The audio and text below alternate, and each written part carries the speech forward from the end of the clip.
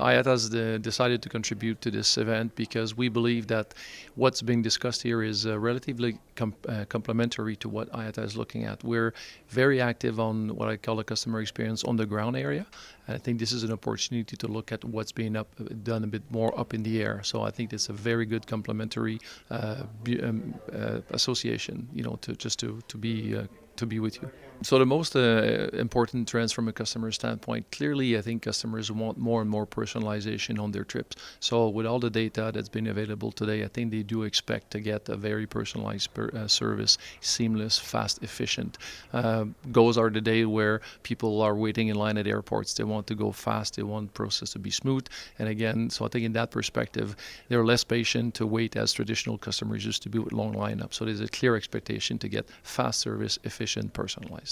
Yes, new technologies. I think one of the most prevailing one is now the use of biometrics and facial recognition. I think of all the processes or all the technologies that are becoming very trendy, this one has a lot of promises because it really does change the way that customers are being handled.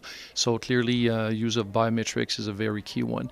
At the same time, there's a lot of technologies with supporting the knowledge of the customers, like beacons and tracing devices, which would help customers as well being traced all along their journey, and that would allow the stakeholders to give them personalized services. So I would say the major ones are for biometrics and anything relating to tracing customers in their journey, giving them personalized service.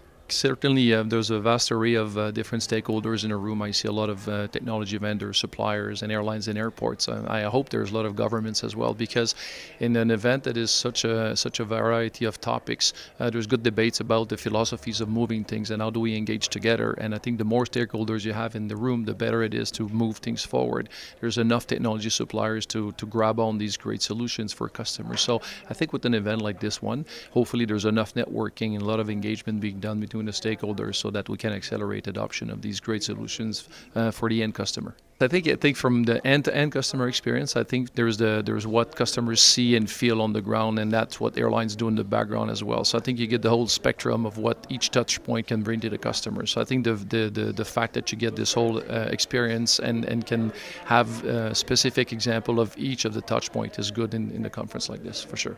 Yeah, Passenger Experience Week is inspiring.